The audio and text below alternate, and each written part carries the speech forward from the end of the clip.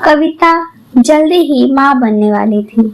उसे जहाँ इस बात की एक तरफ खुशी थी, वहीं दूसरी तरफ डर भी था कि कहीं इस बार भी लड़की ही ना हो, क्योंकि वो 2 बेटियों की माँ पहले से ही थी।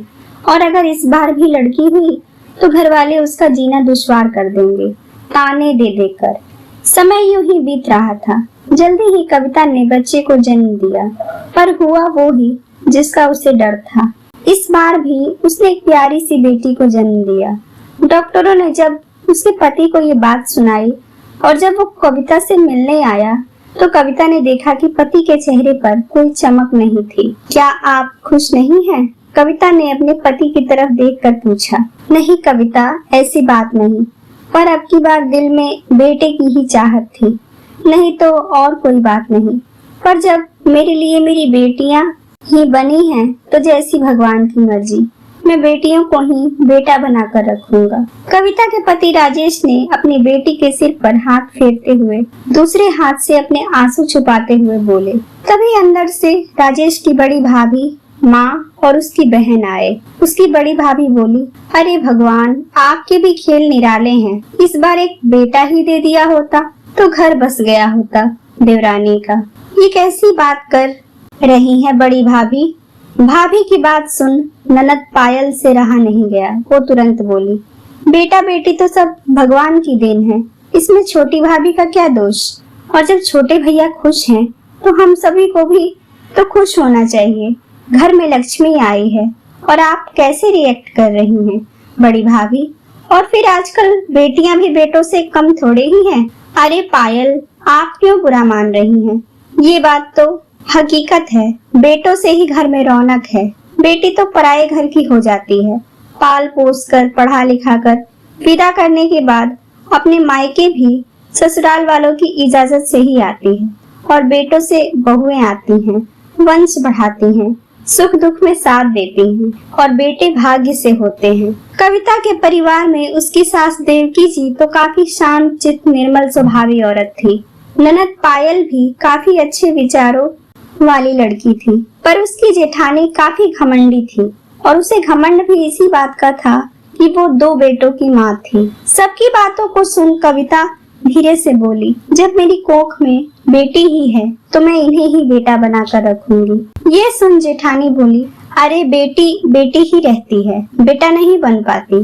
तीनों बेटियां कविता की ऑपरेशन से ही हुई थी। डॉक्टर ने अब बच्चा प्लान करने से भी मना कर दिया था कि चौथे ऑपरेशन में रिस्क होता है, इसीलिए बेटियों को ही अपनी किस्मत समझ कविता खुश थी। पर उसकी जेठानी उसे बेटियों की माँ होने पर हमेशा ही ताना देती और खुद बहुत बनती थी।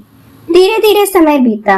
तीनों बेटियां अपनी दादी, बुआ, मम्मी, पापा सबकी चहेती बन गई थी। कविता और उसके पति राजेश ने अपनी बेटियों को बहुत प्यार दिया, उन्हें बहुत पढ़ाया लिखाया।